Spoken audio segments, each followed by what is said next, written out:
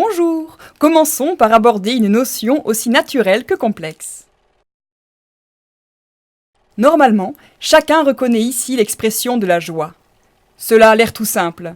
En fait, une multitude d'événements viennent de se dérouler en une demi-seconde. Décomposons. À peine vous ai-je aperçu que mon cerveau a envoyé des signaux à mon corps. Les battements de mon cœur et ma respiration se sont accélérés, j'ai rougi. Les muscles de mon visage se sont mis en mouvement. De votre côté, vous avez aperçu mon visage et avez instantanément rapproché son expression d'une émotion que vous connaissez. Vous avez pu la traduire et savoir que ce que je ressentais était agréable. Vous avez pu deviner que je ne vous voulais aucun mal. Au contraire.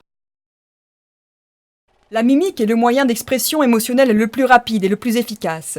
Dans les interactions sociales, la détection des émotions entre les interlocuteurs leur permet de s'ajuster rapidement l'un à l'autre et d'agir en conséquence. Je ne réagis pas de la même façon si mon interlocuteur est triste, en colère, joyeux, effrayé, surpris, dégoûté. De même, cette analyse automatique des visages permet de comprendre l'environnement. Si je monte pour la première fois dans un avion et qu'il y a des turbulences, il me suffira de regarder le visage des membres de l'équipage pour comprendre que je ne dois pas paniquer.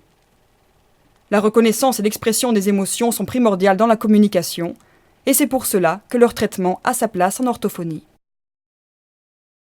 Certaines personnes ne perçoivent pas les émotions, ou les confondent entre elles. Elles peuvent aussi souffrir d'une incapacité à exprimer des émotions sur leur visage. Tout cela provoque de l'incompréhension, des malentendus et de l'angoisse.